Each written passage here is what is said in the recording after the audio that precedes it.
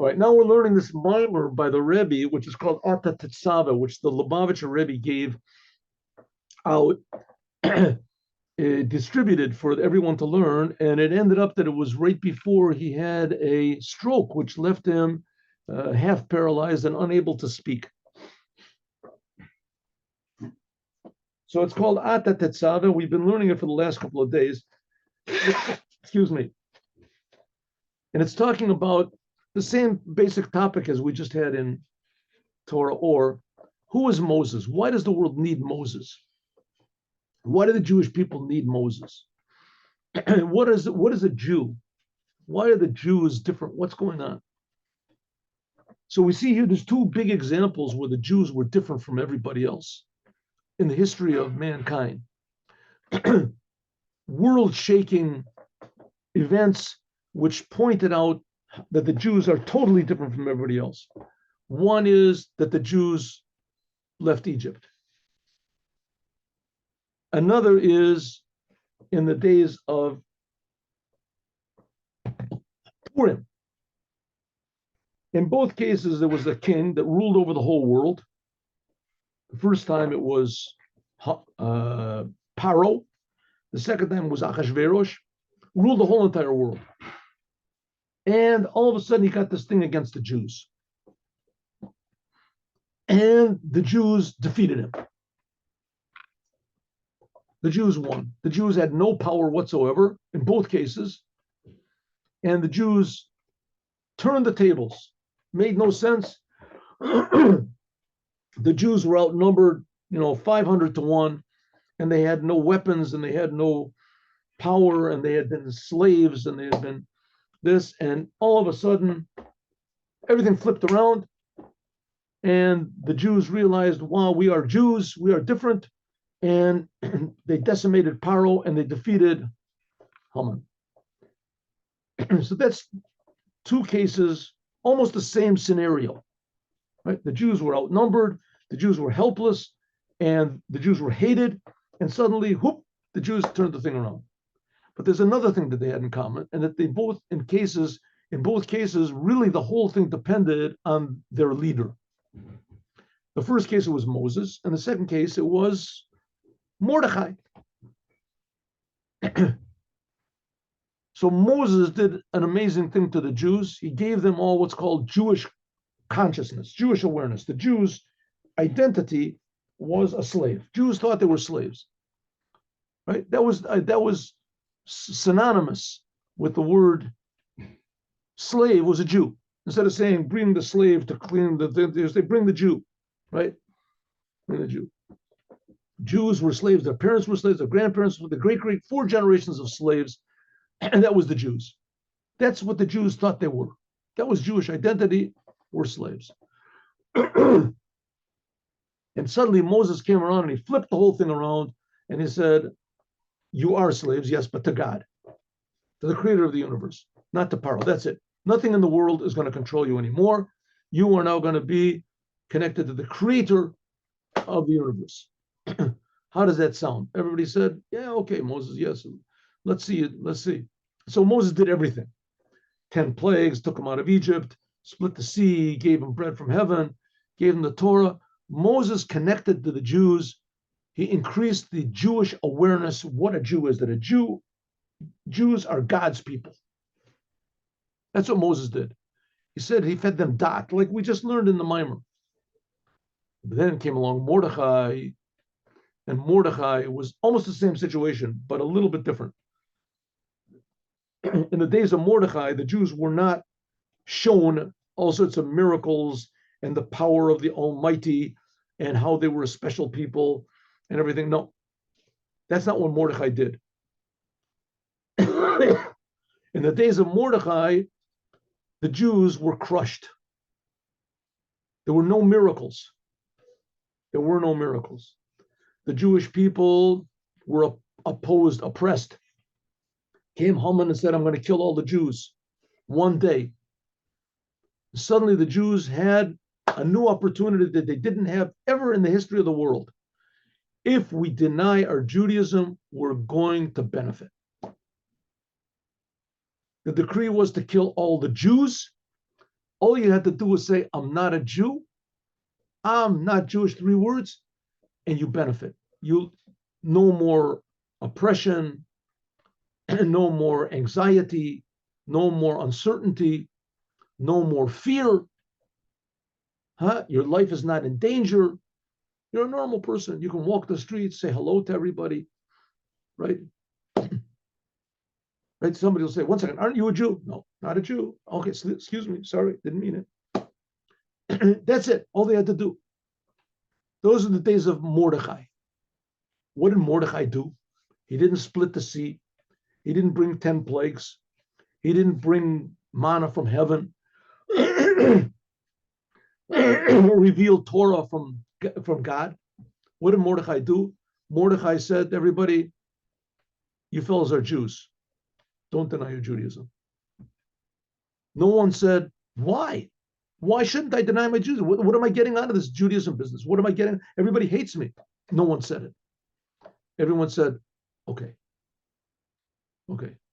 I'm not, that's it. It says in the book Torah Or that Mordechai even inspired every Jew. No Jew even thought to say, right? They saw their next door neighbors shooting arrows at, targets with a big picture, effigies of Jews on it, and, chopping their trees down, writing on the tree, Jew tree, chopping them down, right? Hating the Jews, wanting to destroy all the Jews. They saw. And nevertheless, no one was afraid. All the Jews said, I'm a Jew. Are you a Jew? I'm a Jew. If you're a Jew, I'm going to kill you. I'm a Jew. Want to die? No. So say you're not a Jew. I'm not going to deny it. That's what Mordechai did. He made everybody crazy. So it says Mordechai and Moses are the same. Mordechai was the Moses of his generation, but it seems they did almost opposite things. Moses, he inspired the Jewish people to appreciate God, everything that God gives. And Mordechai, he inspired the Jews to be willing to give everything away, to totally, almost no appreciation of anything. You're going to die. If you die, you're not going to appreciate. Why would a normal person want to die? If you die, you're not going to have any contribution to the world, no responsibility, no what's the world going to benefit from your dying? But the Jew said, I don't want to die, but even more, I don't want to deny my Judaism. I can't do it. Why? Mordechai. Ask him. So what's the main thing of Moses? Of inspiring the Jewish people, teaching the Jewish people, increasing Jewish identity, or crushing the Jewish people, making the Jewish people willing to give everything up for Judaism? What's the point? What's the main thing of Moses? Education or self-sacrifice? We'll see. We can explain this according to what it says. This is Israel, the death of the Jewish people, Maminim. Jewish people, they believe. Let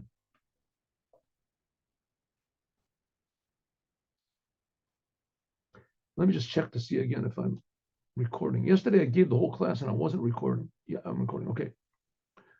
There, what it says that the Jewish people are believers and they believe in God with a simple faith. Every Jew. You don't have to have any proof. There's 2 reasons why every Jew believes in God. And like I said before, you can get the biggest atheist Jew, he doesn't believe in God, and you say to him, God does exist. He'll get all aggravated. What are you talking about? You don't know what you're talking about, right? You go to an atheist non-Jew and you say, God exists. They'll say, okay, believe what you want.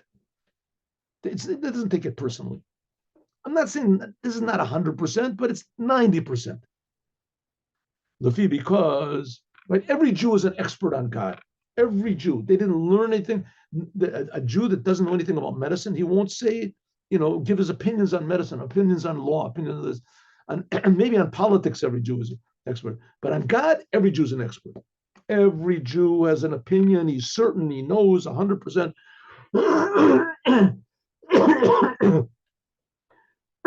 Why is it? Because every Jew knows that God exists. They're believers and they're the sons of believers.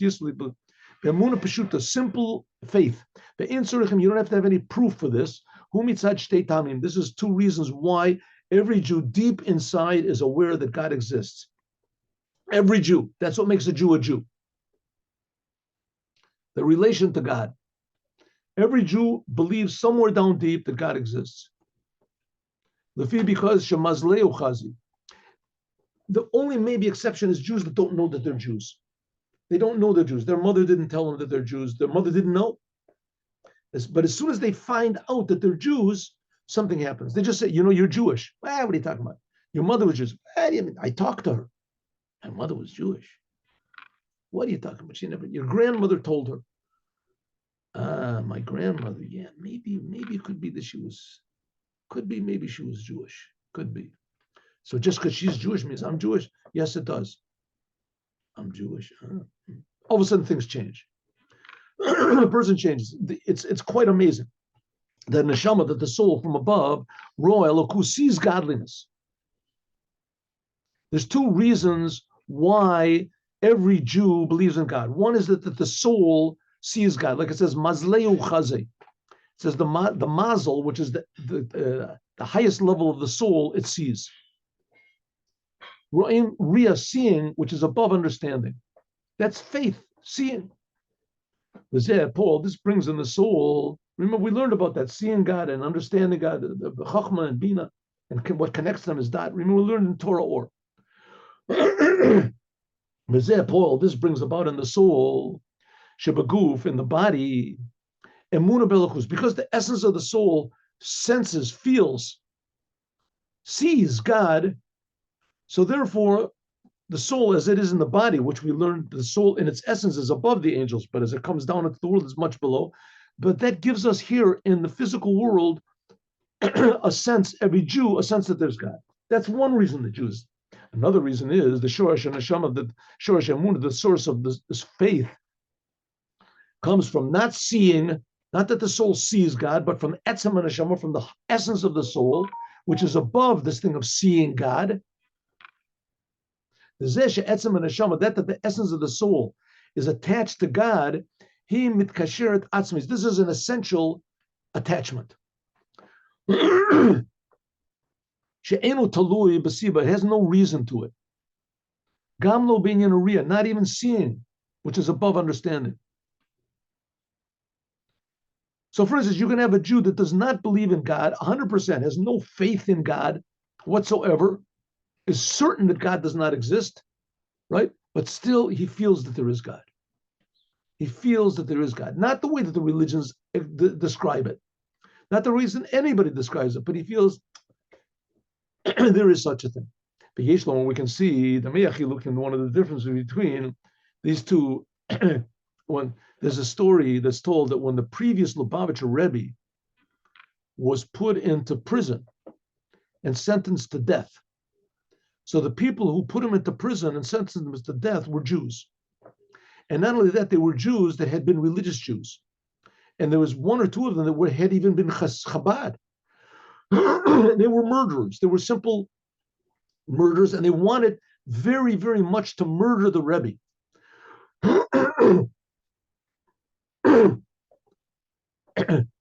So these were people that, God, religion, holiness, no way. Communism was the answer. Communism was God. Communism was going to take care of the needs of the people. Communism was going to stop all the suffering in the world. It was going to make a good world. And religion was the problem. And these were Jews, and they had been even religious Jews, right? The religious Jews. And they left the whole thing. They hated the whole thing. They knew all the tricks. They knew all the ideas and all the Talmud, and they were against it.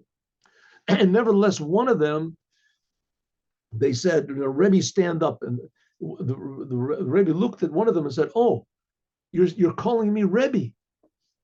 You're calling me Rebbe. In other words, you realize that there is something to this Judaism, right? Why didn't they say, hey, mister, stand up? What? They hated Judaism. They hated everything. No, they couldn't deny that the Rebbe is a Rebbe. Now, that makes no sense really no sense whatsoever. No sense whatsoever, right? He hates Judaism. He hates the Torah. He hates the commandments. He can't 100% hate the Rebbe. He had a little respect. He wants to kill him, but he still knows that he's something. Something is there. The essence is inside of a Jew that it's certain that there's God. So there's one aspect where a Jew sees God. The essence of the soul sees God. It sees, it can feel. The world doesn't create itself. And then there's the other where it's the essence, it just feels. And these are two reasons that every Jew believes in God. The two explanations are like this. The emunah, that the faith in the soul, which is in the body, which comes from seeing, that the soul in its source sees God. This is what's called makif, a surrounding level. Where does this thing come from, by the way, that the soul sees God? It's told a story in the Talmud that Daniel and his three compatriots, Hananiah, Mishael, and Azariah, as they were all very holy people, tremendously holy people, and they were taken. What happened was when Nebuchadnezzar conquered the world, so he heard the Jews were very smart. So he wanted to enhance his court of wise men, his advisors. So he took all the wise men of Israel and he put them in his court. And he gave them to eat good food and everything like that. Daniel and his friends did not eat. They refused to eat. They only ate like grains and things like that. But nevertheless, he respected tremendously Daniel and his friends. A whole long story that Daniel got thrown into a lion's den and he lived, and his friends, they got thrown into a fiery furnace. But in any case, it says that they were walking on the river and that there was a vision of God. It says Daniel saw the vision and his friends did not see the vision. They didn't see the appearance of God, but they fell down in trepidation. So the Gemara says, one second, if they didn't see anything, what did they fall down in trepidation for? So it says that they didn't see, but the essence of their soul, mazlehu, the essence of the soul did see. So it's possible for the soul of a Jew to see and sense that God exists, even that he doesn't understand, he doesn't see with his physical eyes, but he sees with his soul. That's one level of God. But that's a level which is called makif, a surrounding level. In other words, they fell on the ground from fear, but they didn't know what they were afraid of. They just, all of a sudden, they were overcome by trepidation. So Daniel, he saw the vision. So there's a level of appreciating God, which is called seeing. The soul sees God. The soul sees God. Daniel saw it with his eyes, but they saw it with their soul. So there's a level that's present in every Jew. Maybe it's not active in every Jew, but it's present in every Jew. That's the faith that every Jew has, the certainty that every Jew has down deep that God exists. Why? Because his soul sees God. But this is still a level which is sort of relevant to your personality. The Kivin, since the soul from above is above being enclosed in the body, and therefore the effect that the soul has when it sees things, behind the soul, which is in the body, is makif, it's a surrounding level. And in order that this faith should be that's in the body, should be in an inner way. So that's where Moses comes in. He al yedei giloi his kashrus atzmis to etzem neshama. This is by means of attaching the essence of the soul to the body, because the essence of the soul, this is the essence of the soul which is in the body, right? Your essence of your soul is not something outside of you. The essence of your soul is you. Even though it's pure godliness, and even though that it's infinite, and even though that it's indefinable, but nevertheless it's your soul. And therefore, this soul, which is in the body, Shemitzad Etzem and Neshama, comes in a panemius way, in an inside way.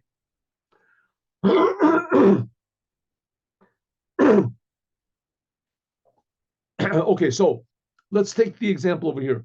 Every Jew believes in God, but like we said before, a Jew can believe in God, but he can be a thief. It says a thief, a Jewish thief, before he goes to steal, he prays to God for success. He prays to God's success. If he believes in God, what's he going to steal for? It says because it's in a surrounding way. In a surrounding way. He believes in God, like the same thing the Jews. They saw God at Mount Sinai. They felt God on Mount Sinai, but as soon as Moses wasn't there, they worshipped the golden calf. They didn't stop believing in God. They didn't stop believing in God. They just didn't have the connection that God would provide for them. What they were alone in the desert. They were alone. God for sure exists. They just saw God. They know that. But what about my day-to-day needs? What about what's going to happen to me? What about you hear this golden calf? Well, here's a big opportunity, right? Where am I going to get the power to stand against the golden calf? I don't have it. So they believed in God, but they also worshiped the golden calf. Same thing, a thief believes in God, but he goes and steals. In other words, it's not in an inside way. In order to put this general faith that every Jew has into an inside way, in other words, it affects his personality, that his personality is influenced or controlled by his awareness of God, then that comes from the essence of the soul, not just seeing. Not just the seeing. So there's two levels. One level is how the soul sees God. That's faith. But then that only affects a person in a general way. Even a thief can have that level of faith. But then there's a level of seeing, and then there's a level of having faith in God that affects every detail of your life. That comes from the true essence of the soul. That comes from the essence of the soul. And that's what we're going to see. That's what Mordechai and Moses do. Alpis, according to this, Yesh Labeir, we can explain now the connection to what it says in the Mimer. She'enyan the Katit Lama'or, that this idea that the soul is crushed up for the lamp, that's the source of light, right? That Moses had to told the Jewish people, bring me oil that's crushed. We say when the Jewish people are crushed, they bring the essence of the soul, this oil, to the me'or, to the source of light. The bira means the inyan haruah ne'eman. What's this connected to Moses that he enhances the faith of the Jewish people? So this is like this. Moses, that Moses, he enhances and feeds the faith of the Jewish people, that it should be in an inner way, that it should affect every moment of their life. This is by means of what? That he reveals the essence of the soul, which that's what Mordechai did in a big way, which is above this thing of mazleu chazi, of just seeing God. And it was the Jewish people in Mount Sinai, they saw God. So you don't need Moses anymore, right? It says wrong. That you see God, you just have an impression that God exists, and it's for sure. But what do you feel? You feel I exist. That's what I feel. Moses was there that everyone will feel the same feeling, certainty that God exists, that they felt on Mount Sinai. They'll feel it all the time. And that's what it means to bring the Jewish people have to bring this oil. We'll see what the Jewish people bringing it to Moses has to do with it. They bring the oil to the lamp, to the source of light.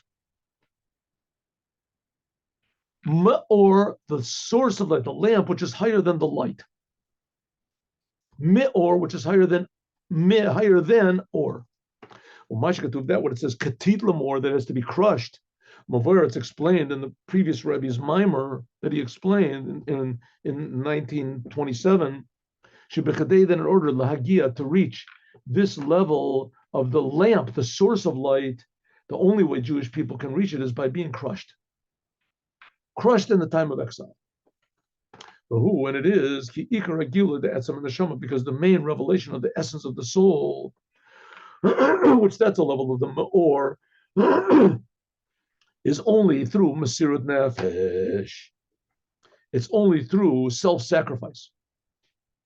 And the main time of self-sacrifice is only in the time of exile, as we're going to explain.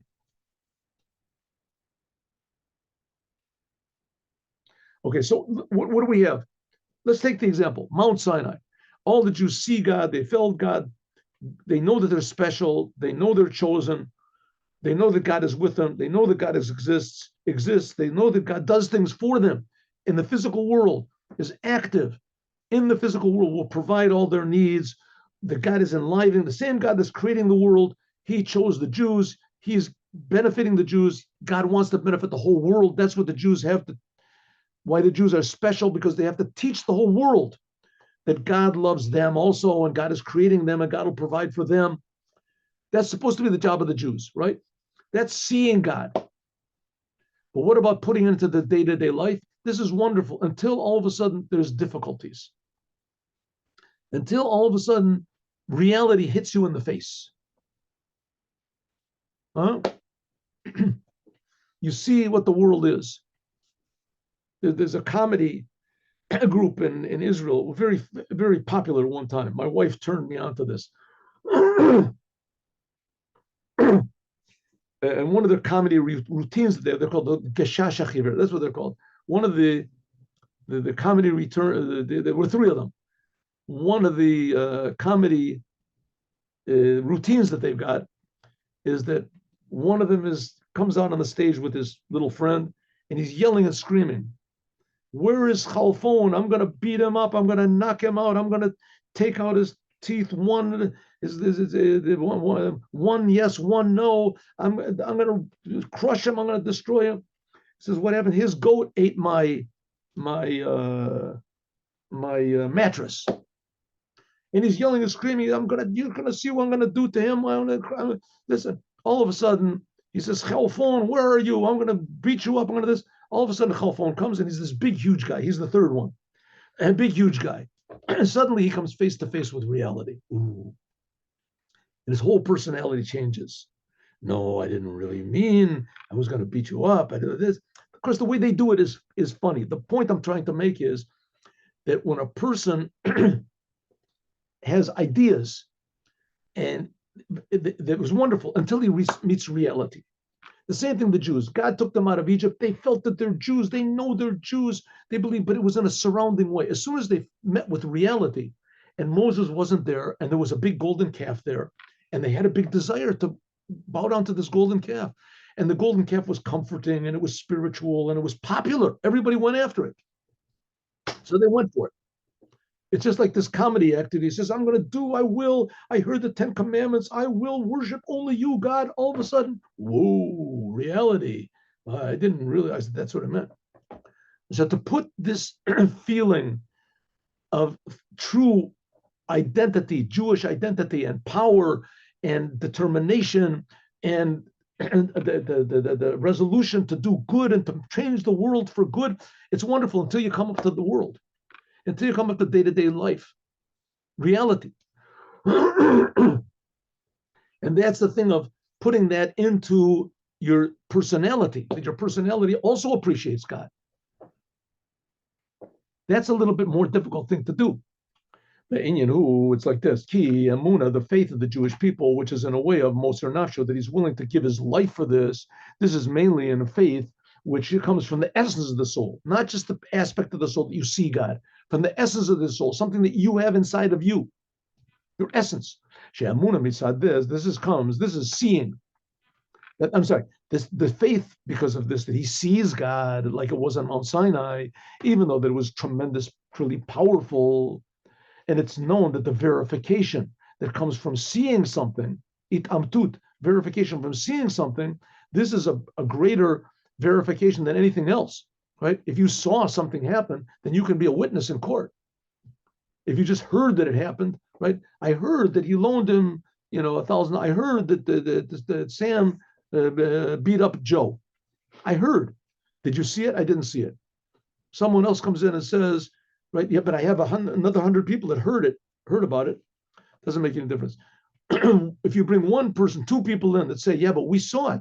It wasn't Sam that beat up Joe. It was Joe. He started it. He stuck his fingers into Sam's eyes, and Sam got all angry. And that's really what happened? Yeah, two witnesses, people who saw it. If you see something, that's a verification. That's a verification. Nevertheless, Kavan, since Amuna, faith, who is because of reason, he sees God. It's a reason because of this that he sees. So it's not so much to the essence of his being. It could be that when he doesn't see godliness, or he sees something that distracts him, it'll take him away. How can a person be willing to give his life for God all the time? Then if a person is just because he sees God, or he feels God, or he had an experience or something, then it's not necessarily that he's going to give his life for this. Zeshamuna, that the faith of the Jewish people is in such a way that they're willing to give their lives. This is because of a different level, not just seeing God. The faith of God, this is the essence of the Jew himself. It comes from inside of him. It's not that he sees something outside that arouses his soul. He feels, this is my soul. This is what a Jew really is. Lochin, therefore, EF Shard is impossible to deny God. It's impossible for him. And this is where we're going to come back to tomorrow. Let's just do a couple of lines. According to this, now we can explain what it says in the discourse of the previous Lubavitcher Rebbe, right from 1927. It says that Moses is a faithful shepherd, that he feeds and nourishes the faith of the Jews, is also relevant to not just the Moses, but also the shepherds of the Jews in all generations. They strengthen this faith of the Jewish people to a degree that every Jew is willing to give his life to do the Torah and the commandments. In other words, to throw his life away just in order to do Torah and commandments in the world. We see this very commonly in the Chabad houses in the world, that there's people that go even with their families, and there's no Jewish community there at all. They haven't got kosher food. There's no mikvah for the one. There's no congregation. They're totally alone. And sometimes they even have to go and look around to see who are Jews. Right? There's people that don't even know that they're Jews. And they waste time and energy and money for what? Just so that they can encourage another Jew to do a commandment. Right? That's called self-sacrifice. Okay, Lichiora at first glance, that Moses, so that's the idea of Moses. That's what the Lubavitcher Rebbe does. He makes people crazy so that they're willing to even give their lives, their time, their money, their energy, their futures, their past, everything. At first glance, that Moses provides the faith of the Jewish people. This is, like we explained many, many times, by means of that he teaches the Jewish people. He inspires the Jewish people. And by means of this, they come to having faith. That's what Moses does.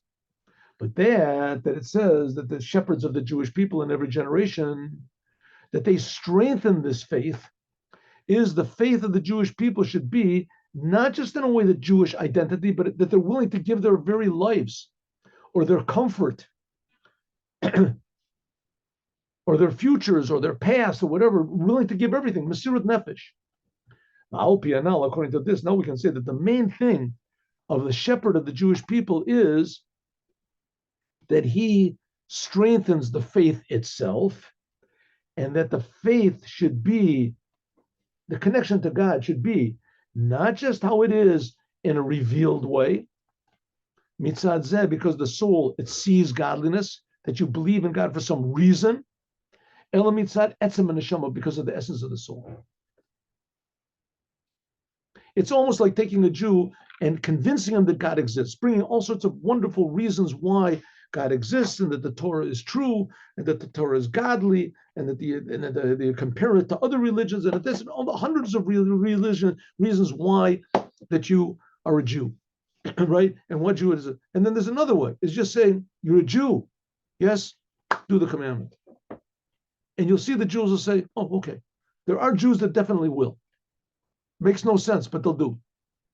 This is that Moses draws down faith into an inner way. This comes out from this, that he provides and strengthens the faith of the Jewish people in a way that it's going to be revealed. Education. So on one hand, Moses educates the Jews and he inspires the Jews, but the goal is that the Jew wakes up inside of himself, the essence of his soul. That's going godliness down. That this faith in God should be in an inner way, by means of the essential attachment of the soul to the essence of the essence of God. According to this, we can say the big Zeh that in the generations that needed self-sacrifice, like in the time of Mordechi, actual v'chizku roy Yisrael, and the Jewish people were strengthened by means of the representative of Moses, the faith of the Jewish people, to self-sacrifice. So if so, it comes out that it was revealed, this idea of what a Jewish shepherd is, even more than Moses himself. So all of them are the same, but Moses, it wasn't required from the Jewish people self-sacrifice. Moses didn't inspire this level of self-sacrifice. And we see that when the Jews came to the test of the golden calf, they didn't stand in it. So Moses tried to do it, but it didn't work. When did it succeed? That the true essence of the Jewish soul, which is self-sacrifice for the Creator, when was this? Only in the later generations. When Mordechi, for instance. This revelation of faith of the Jewish people, as it is in the essence of the soul, which was by means of Moses and his representative in every generation, the main time it's revealed is with Mesirut Nefesh B'Pol, when Jews are actually willing to give their lives, or less impressive, if you want to call it, their soul, their time, their energy, their nature, their plans, their future, their past, their comfort, willing to give all this up just in order to do what God wants. That's the true revelation of what Moses tried to do with the Jewish people, to increase their connection to God, their dat. And that's going to be the holiday of Purim, as we're going to talk about more, God willing, tomorrow.